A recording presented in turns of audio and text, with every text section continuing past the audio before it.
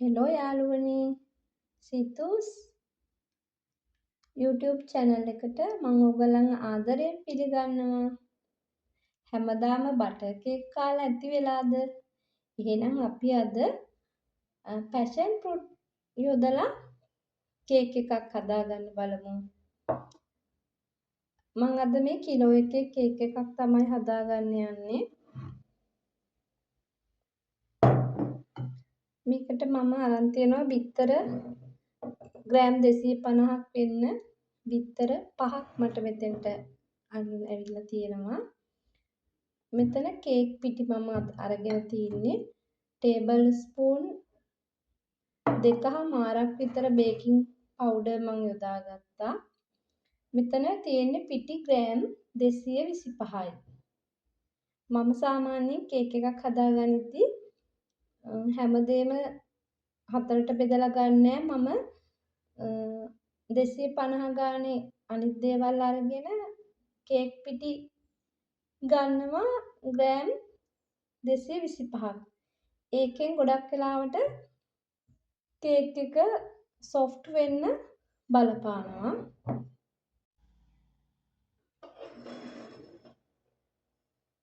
අපි මුලින්ම බවුල් එකට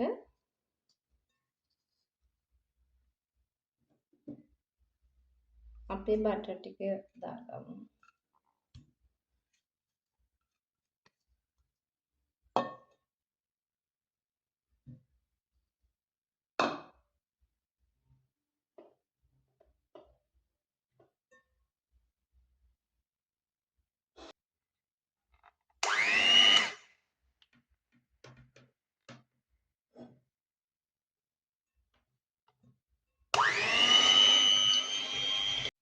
ඔයාලා අහලා ඇති ගොඩක් අය කියනවා සීනි බෙන්ඩර් කරලා ගන්න කියලා කේක් හදද්දී.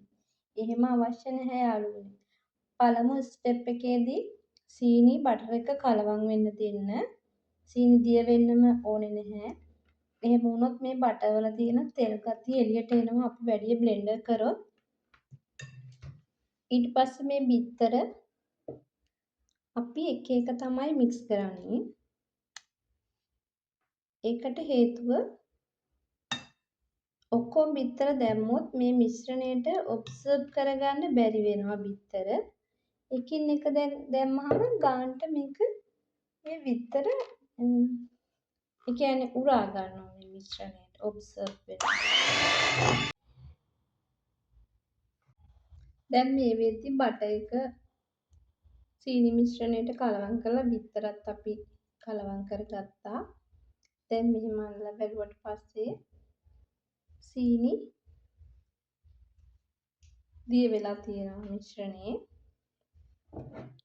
ඊට පස්සේ අපි පිටි ටික ටික දාගමු. එකපාර දාන්නේ. ඒකත් මික්ස් කරගන්න පහසු නිසා.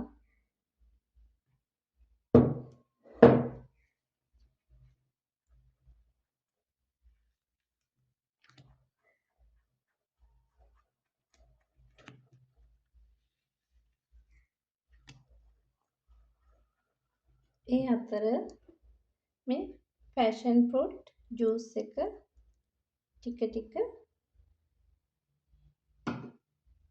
මික්ස් කරගන්න ඕනේ.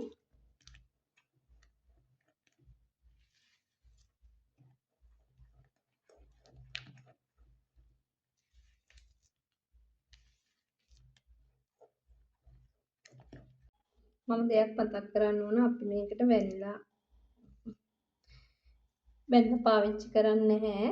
වැනිලා යොදා ගන්න නැහැ. ඒකට හේතුව ෆෘට් ජූස් දාන නිසා.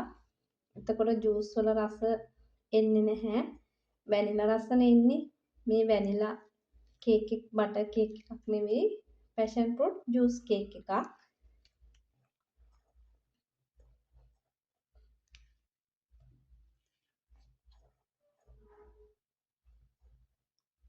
ඒ වගේම මේ කේක් එක හදලා ඉවර වුණාට පස්සේ අයිසිං මිශ්‍රණයකට ආයෙත් passion fruit juice table spoon 3ක් විතර යොදලා අයිසිං ග්‍රෑම් 200කට වගේ මික්ස් එකක් හදා ගන්න ඕනේ. ඊට පස්සේ ඒක අපිට පුළුවන් කේක් එක මතට ඉසින්න.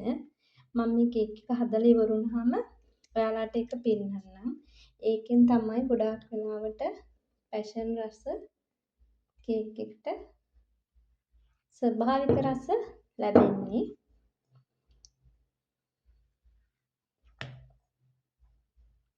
එක පැත්තකට මෙහෙම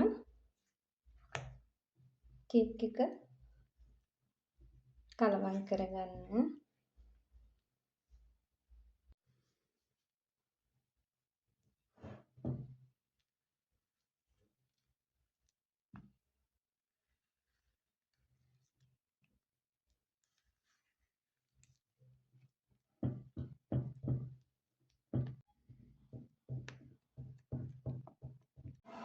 ඒ වගේම මේ බැටර් එක හදා ගන්න අතරේ ඕගොල්ලන් oven එක ප්‍රීහීට් වෙන්න දාන්න ඕන.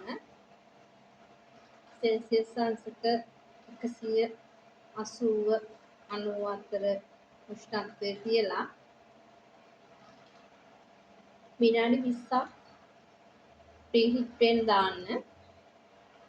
ඊට පස්සේ oven එක විනාඩි 20 ඉවර වෙලා ටයිම් එක මාක් වුණාට පස්සේ ඕගලන්ට පුළුවන් කේක් එක oven එකට දාගන්න. දැන් නම් බැටර් එක හරියට ආවා. දැන් සීන් කැට අහු වෙන්නේ නැහැ. ඒ වගේම පැෂන් ෆෘට් සුවඳයි රසයි දෙකම දැනෙනවා.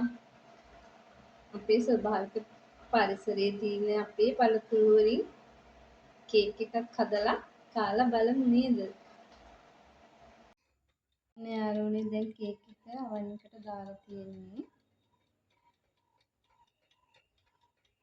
මෙන්න උෂ්ණත්වය 190ට මම තියලා තියෙනවා සෙල්සියස් අංශක. මෙතන මේ අයිකන් එකට තියලා මෙතන 35ට තියලා තියෙනවා ටයිම් එක විනාඩි 35යි.